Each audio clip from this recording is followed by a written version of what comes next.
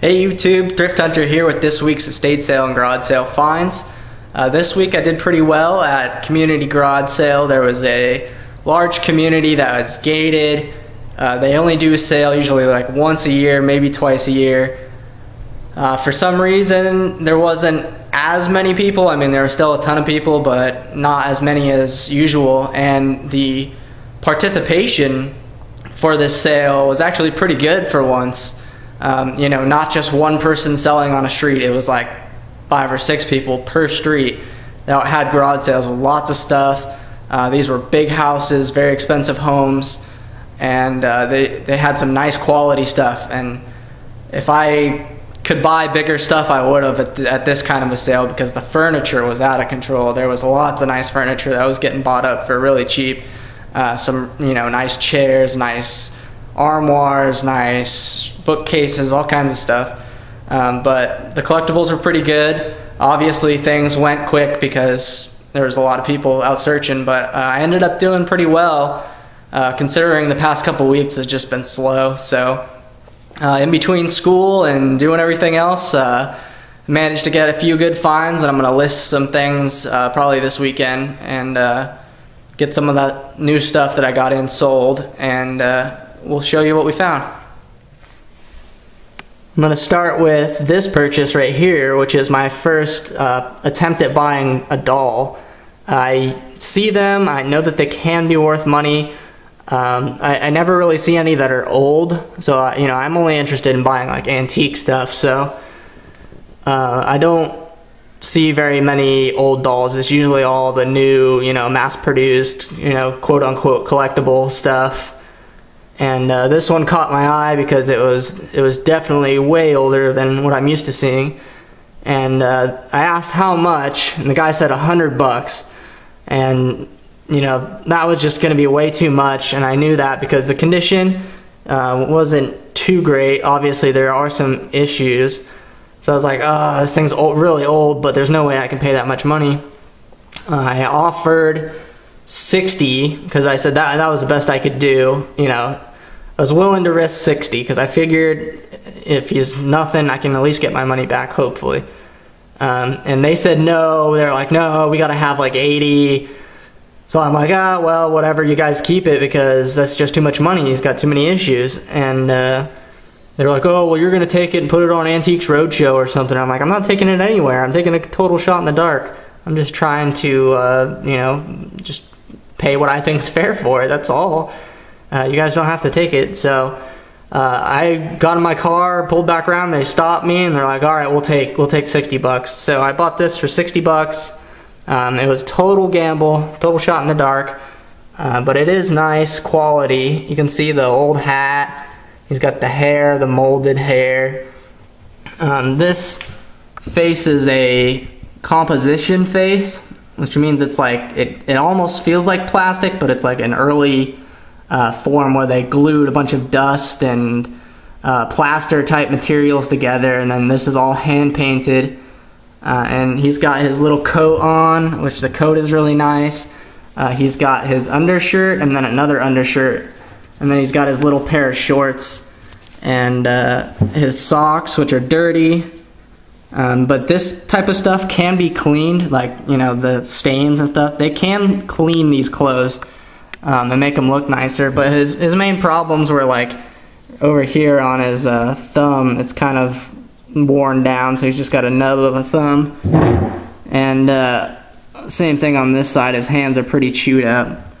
But overall, the condition of the head is in good shape. I couldn't find much on this. This is dated around 1915 to 1920, maybe 25. So it's, you know, close to 100 years old. I couldn't find the maker yet. I still don't know exactly who made it. But based on comparisons and looking at what stuff is selling for, and the fact that he's got clothes and this and that, all things together, he could bring anywhere from, you know, 60, around what I paid, 50, 60 bucks, all the way up to 100, maybe a little bit more if I'm really lucky. I'm hoping, you know, that there's a bidding war for this, because doll collectors are pretty serious and can pay a lot of money. But moving on to some more of my conventional stuff. You can see his boots. These are his shoes. They're just falling apart. I did find a little bit of silver and a little bit of glass and this little sampler here. You know, the prices were cheap, so I took some chances. This one's cool. Dated 1950. I've done well with these before. But for $1, you know, not bad. It's worth a shot. It's vintage. A couple little costume pins, really nice. Anytime you see enamel always sells better. This one's signed Mia, I believe is what that is. Octopus, this was $1. And here's another nice pin, nice enamel, little pearl. This one's actually Joan Rivers, who obviously recently passed away, so maybe some of her jewelry is going to go up in value. So I picked this one up for $1 too. A few dollar a piece silver necklaces. I find more of these than anything else, always. These little silver necklaces for $1, just every time. You know, only like 2 grams, 3 grams of silver, not a lot. I'm not going to make a fortune off of it, but still worth it. Over here, I saw a guy pick this up and then put it back, but it does say sterling handle on both sides. So for $1, again, nice sterling handle. A salt and pepper shaker, or just a salt shaker. On the bottom way there on the inside, you're not going to be able to read it. It does say sterling, so nice piece of silver. Basically, the way to tell the difference between like maybe a real silver one and a silver plated one is this is like super light. It's like air, you know. I mean, it just doesn't feel like any real weight. And the silver plated ones are always super heavy, so that helps you tell the difference. Really great find. This was a grand total of 50 cents. I don't know what's so hard to read, but there's your sterling right there. That's like, you know, 95, 100 grams right there. I'll take that for 50 cents. For $1, very nice, and again, really well hallmarked silver necklace. That was $1. Pretty weighty piece. For $0.25, believe it or not, is this little bracelet. This is 14 karat gold. It is about 2.2 grams, so, you know, 50 bucks maybe in scrap. It's not bad.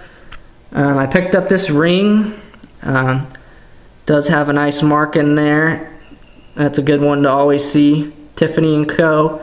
925. This is the Somerset ring, mesh ring, in a big size too. This is like maybe a 9, size 9 or a size 10. It's real big. But that was pretty cheap as well. You know, again, here's some nice sterling weighted. You always look for the sterling weighted. You want to buy those because they are silver, but there is the cement on the inside. But sterling weighted candlesticks, really cheap. And then I got 2 nice pieces of glass. This one has an engraving on it, which kind of sucks. But this thing is not marked that I can find. It probably just had a sticker on it. This might have been like a custom commissioned piece for the championship, you know, golf tournament or whatever. But this was $1, and it's massive, and it looks like Waterford. If I have ever seen Waterford before, I would say that this is Waterford. You know, to buy that new, oh god, it must have been a fortune to buy that for the tournament. So really nice trophy there. Not gonna sell for a lot, not a lot of money there. Because of the engraving, you know, that's just no fun. But in a nice display case, that thing's gonna look awesome. And then last here is a really good find. Bring it over here. That really nice, you know, this just screams like, you know, Murano glass. This is totally Murano glass with the gold aventurine, I believe it's called. But what gave it away and why I bought it is that original sticker. It says Gambaro and Poggi Murano, made in Italy. So a really nice picture, really big size. I looked them up, and this is worth some money. 100 is like minimum, maybe 125, 150. Very nice piece. If you see this gold fleck, that stuff always sells well. The gold fleck sells well. The Latticino sells really well. The Millefiori sells really well. Any kind of real Italian glass from the 50s and before, or 60s and before, is really collectible and will actually bring money, because glass is a very hard thing to buy, but real good quality Murano glass will sell well. So overall, between the silver and between the glass and between the doll here and a couple of nice things, it turned out to be a really great weekend, and I was really happy with the things I found. So thank you guys all for watching and all the support. I truly appreciate it.